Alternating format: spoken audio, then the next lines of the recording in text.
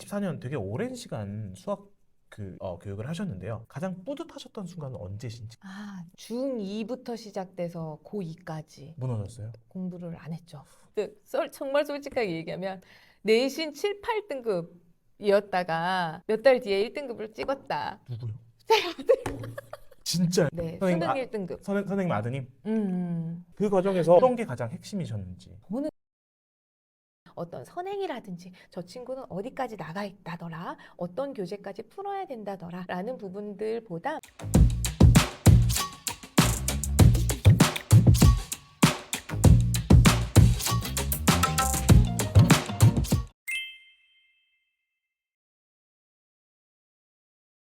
안녕하세요. 자녀교육에 꼭 필요한 정보를 드리는 가른패밀리 브루스필입니다. 여러분, 오늘 정말 특별한 손님을 모셨습니다. 수학 잘하는 환경은 따로 있습니다의 저자이신 천지민 선생님을 모셨습니다. 안녕하세요. 안녕하세요. 가든패밀리 구독자 여러분. 저는 수학 잘하는 환경은 따로 있습니다. 의 저자이면서 대치동, 분당, 용인에서 24년간 우리 아이들 초중고 입시부터 예비 7세 저학년 아이들까지 지도해온 선생님이면서 또 초등, 중등, 고등 세 아이의 엄마인 천지민입니다. 선생님, 정말 많은 학부모님들이 보셨을 텐데 이런 실수만 안 하셔도 네. 애가 본인 실력은 나와요. 뭐 이런. 제가 안타깝게 보는 부분들은 학부모님들 중에 굉장히 불안감이 높으신 학부모님들이 계십니다. 잘 안 되면 어떡하지? 네, 우리 아이가 그 끝까지 가지 못하면 어떡하지? 라는 부분들의 불안감들 때문에 아이의 수학 공부에 굉장히 많이 개입하시고 네, 궁금해하시고 아이가 성장 과정을 즐길 수 있도록 응원해 주시는 부분들이 아니라 어디까지, 어느 과정에서 어떤 풀이에서 틀렸는지에 대한 부분들로 굉장히 학부모님들께서 아이들을 편안하게 수학을 접근할 수 있도록 만들어 주셔야 되는 부분들이 있는데 그게 아니라 굉장히 어려운 시험의 과정들이 될 수 있도록 그래서 엄마가 내가 틀린 걸 이걸 보면 어떡하지? 라는 부분들 때문에 아이들이 어려운 문제를 만나고 싶어 하지 않게 된다면 이 아이는 절대 수학을 잘할 수가 없거든요. 그래서 틀리는 부분들에 대해서 너그러워지셔야 되고 그 틀리는 게 비로소 진짜 보물이라는 걸 어머니들께서 아셔야 되는 부분들이 있습니다. 두 번째 특징은요. 외부적인 환경으로 말씀드릴 수 있는데요. 변화하는 입시 과정. 왜 이렇게 변화하는가? 라고 보면 이 변화하는 사회에서 필요한 인재들이 있습니다. 그 인재들을 선발하기 위해서 교육 과정이 바뀌어지고 평가 과정들이 바뀌어집니다. 그 과정들을 어머니들께서 잘 알고 계셔야 되고 어떤 부분들이 우리 아이들에게 필요한 부분들인지 이걸 잘 살려나가시는 부분들이 결국은 현명하신 학부모님이시고 우리 아이가 입시를 성공적으로 마무리하게 되는 부분들이기 때문에 외부적인 환경에 대해서 학부모님들 많은 관심 부탁드립니다. 지금 이제 겨울방학, 이제 새 학기가 시작되기 전인데, 이제 예비 고1, 예비 중1 맘들 정말 이제 걱정이실 거란 말이에요. 이제 초등학교 때부터 가봤으면 좋겠습니다. 우리 초등학교 고학년 친구들, 네. 이제 예비 중1을 포함해서 어떻게 수학 공부를, 로드맵을 짜야 되나요? 어머님들께 진짜 말씀드리고 싶은 부분은 예비 중1, 현 초6 아이들은 토끼띠 우리 아이들입니다. 제가 어머님들께 수학 잘하게 되는 부분들 말씀드리기 이전에 네. 우리 아이가 어떤 부분들을 어려워하는지를 잘 알고 계셔야 됩니다.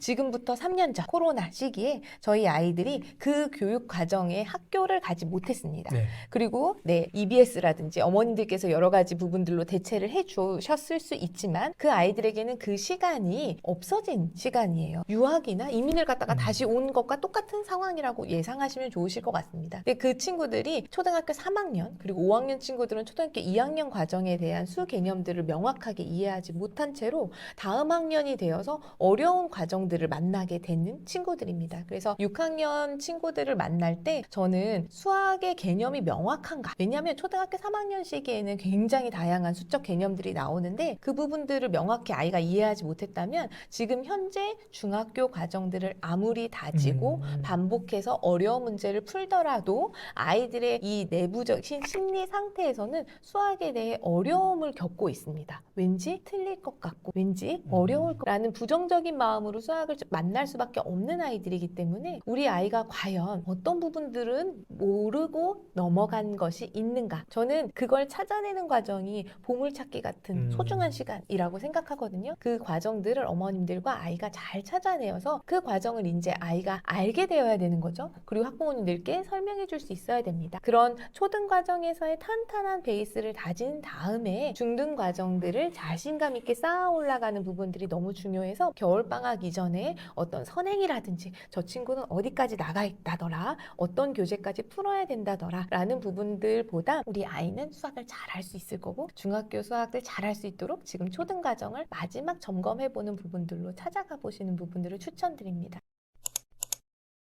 예비 중일 과정이라면 중등부에 대한 새로운 개념들을 이번 겨울방학에 탄탄히 아이들과 다져가셔야죠. 그런 과정들이 지나고 나면 개념 이해가 다 되었다면 이제 우리 아이들은 단계적으로 심화 문제에 접근해 나갈 수 있어야 됩니다. 네, 현재 단정에서의 심화가 좀 어렵다면 이전 학년에서의 심화 문제들을 이제 도전해 보시는 부분들도 중요하실 것 같고요. 심화 문제를 통해서 갖춰져야 되는 부분들은 아이가 사고의 흐름이 굉장히 전개가 잘 논리적으로 이루어져야 됩니다. 그러려면 단발적으로 문제를 풀려지는 것이 아니라 이 과정에 대한 기록이 풀이 과정과 풀이노트로 잘 연결이 되어야 됩니다.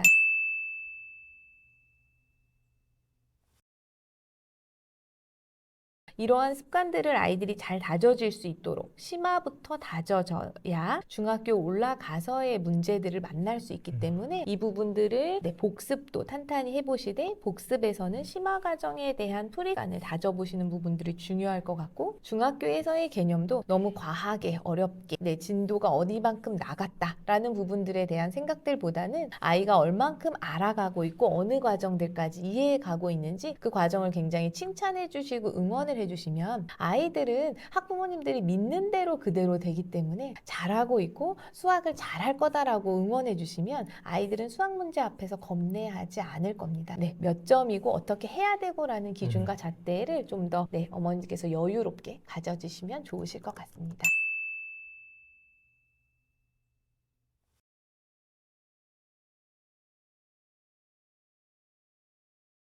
어머님들 잘 복습 다져주시고 초등부터 중3까지 탄탄하게 다져진 아이들은 이제 고등이라는 수학들을 만나게 되는데요. 우리 아이들이 조금은 좀 힘 빼고 나가야 되는 부분들이 필요한 게 중등 2, 3학년 아이들의 경우에서는 중요한 시기죠. 사춘기를 통과하고 있는 아이들입니다. 아이들의 성장 속도가 또 다르기 때문에 사춘기의 진행 여부 속도도 좀 다르세요. 한참 사춘기 절정에 있을 때 학습적인 부분들과의 부딪힘이 계속되어진다면 아이들은 이 과정을 놓아버리는 최악의 경우도 많이 보았습니다. 근데 굉장히 좋은 점은 사춘기가 늦어져서 고등학교 때 사춘기가 오면 굉장히 힘들어져요. 인생이 굉장히 힘들잖아요. 근데 중2, 중3 때 왔어요. 너무 감사한 거죠. 지금 이 시기에 와서 겪어가고 있는 아이들에 대해 성장하고 있는 부분들을 응원해 주시고 그러면서 공부 쪽으로 조금씩 관심을 가질 수 있도록 조금 여유 있게 기다려 주시는 부분들이 굉장히 중요한 부분입니다. 그리고 고등수학에서는 아이들이 문제를 통해서 어쩔 수 없는 좌절감들을 맛보게 돼요. 근데 어려운 문제는 절대 한 번에 풀리지 않습니다. 쉽게 풀어내려고 하는 부분들, 이걸 그냥 넘기고 싶어 하는 마음들이 아이들에게 있을 때 그러한 마음을 견디고 버텨나가서 결국은 해결해 나가는 부분들이 수학을 통해 아이들이 성장하는 과정이기 때문에 지금의 어려움을 잘 알고 있다. 그러나 이 과정이 굉장히 의미 있는 시간들이다. 라고 어머님들께서 응원을 해주시고 거기서 결과치라든지 거기서의 선행의 속도라든지 이 부분들로 아이들과 대척하지 마시고 함께 성장하는 이 부분들을 좀 기다려 주신다면 실제로 우리 아이들이 공부를 나 해야지 라고 마음먹는 그 순간이 있습니다. 언젠지 아세요? 아이들이 최대한 늦어도 나 공부할 거야 라는 시기는 고2 한 6월, 7월 정도 되면 아이들은 이제 남은 선상이 얼마 남지 않았기 때문에 굉장히 진지해지고 공부하고 싶어집니다. 그럴 때 아이가 공부를 할 수 있도록 지금 중3, 고1 시기에는 지금 잘 당장 하지 못해도 지금 등급에 대해서 너무 연연해하지 마시고 아이가 이 과정에 대한 부분들을 잘 이겨나갈 수 있도록 이거 지금 의미 있는 승부다라는 부분들이 아이가 느껴질 수 있도록 그 시간들을 함께 해주시고 응원해 주시는 부분들이 이번 겨울방학 때 굉장히 중요한 부분이다라고 말씀드릴 수 있습니다.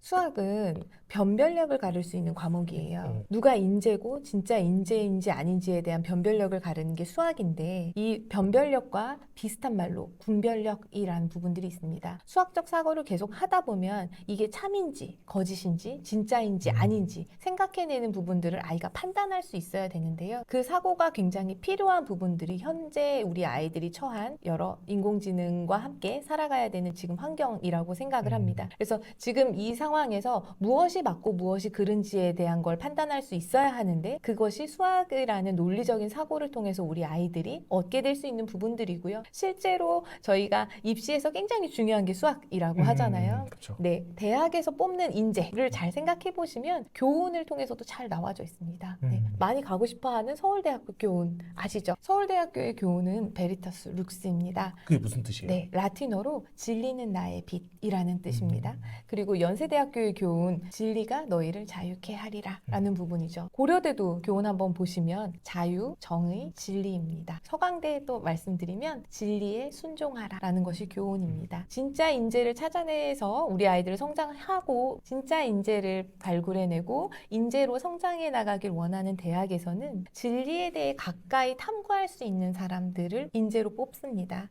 그런 과정들까지 다가가려면 사고 과정에 대해 단단한 자신만의 힘이 있어야 되는 부분이고 그것은 수학 문제를 통해서 아이들이 성장해 나가는 과정을 통해서 얻게 됩니다. 그렇기 때문에 학부모님들 중에 수학 나 너무 어려웠었어. 나도 힘들었는데 아이가 지금 힘들다고 하면 어떤 학부모님들께서는 수학 안 해도 잘 살 수 있다. 괜찮다라고 아이가 어려움을 겪고 있는 상황에서 이를 오히려 동조해 주시는 부분들이 계신데 많죠. 네, 절대 그렇게 하시면 안 됩니다. 이 아이가 단단한 성인으로 성장하는 데 필요한 여러 문제들을 수학을 통해 만나게 되는데 어렵다고 해서 포기하면 이후에 나머지 더 어려운 문제를 만날 때에는 우리 아이들 사고를 누가 해주고 누가 결정해 주실 거예요. 학부모님들께서는 지금 현재 아이가 어려운 수학에서 노력하고 있는 부분들을 응원해 주시고 거기서 한 뼘 한 뼘 성장하고 있는 부분들에 대해 칭찬해 주시고 격려를 해 주셔야지 어려운 거 괜찮아 안 해도 라는 부분들에 대한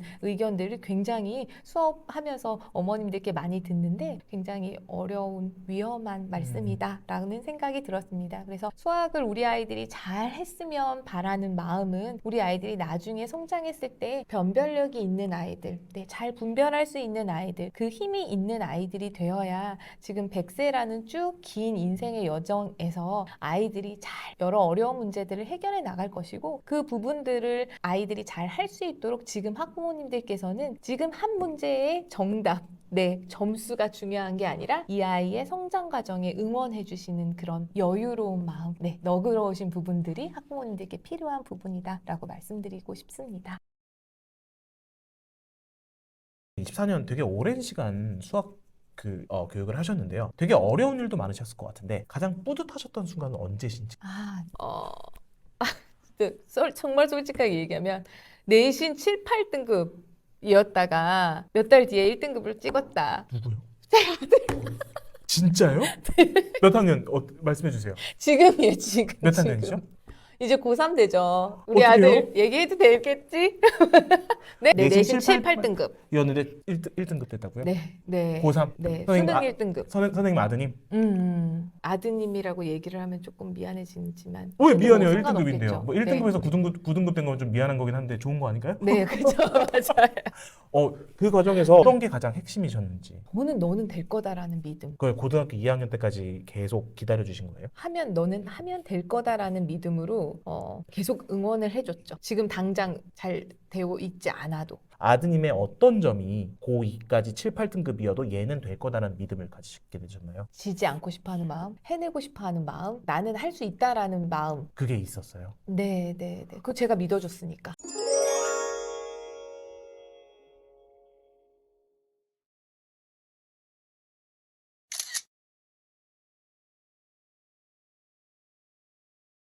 그래도 7, 8등급이었다가 1등, 수능 1등급까지 가려면 그런 기술적인 것도 네, 분명히 그거는 전략이 필요할 텐데. 그거는 사춘기 이전에 탄탄히 다져졌던 수학에 대한 긍정적인 학습. 중2부터 시작돼서 고2까지 무너졌어요. 공부를 안 했죠. 야, 그러면 뭐 다져질 만한 가장 중요한 허리 시간이 없었던 건데. 저는 공부란 너무 즐거운 그 성장 과정이기 때문에 네가 분명히 그때가 온다. 공부에 집중하게 되는 그 순간이 온다. 그때 너는 실력 발휘를 할 것이다. 라고 아이에게 계속 이야기를 해줘왔고 지금 당장 제가 원하는 점수와 이 결과물들이 나오지 않아도 언젠간 해낼 것이다 라는 제가 가지고 있는 믿음이 아이에게 잘 전달이 되었고 현재 저희 둘째 셋째 아이들도 지금 현재 어떤 성적으로 얘가 나와 있진 않지만 이 아이가 커나가야 되는 과정에서 네 아이들마다 어느 전공을 하느냐에 따라 수학 점수가 필요로 하는 점수들이 그쵸. 다 각자 네. 다르거든요. 네. 그때까지 너는 끝까지 잘 할 것이다 라는 그런 저의 자녀에 대한 믿음이 있습니다. 그만큼 열심히 해낼 거라고 믿고 있고 그런 부모의 믿음과 격려가 결국은 아이가 드라마틱하게 7, 8등급에서 1등급까지 올라갈 수 있게 되는 그런 힘이 되지 않을까 생각합니다. 결국은 지금 우리 아이에게 너무 즐거운 마지막 고3 입시 시간을 보내고 있기 때문에 네, 학부모님들께도 이런 긍정적인 부분들, 지원 어린 부분들을 꼭 전달해 드리고 싶었습니다. 오늘 귀한 인사이트 나누셔서 너무 감사합니다, 선생님. 감사합니다. 네.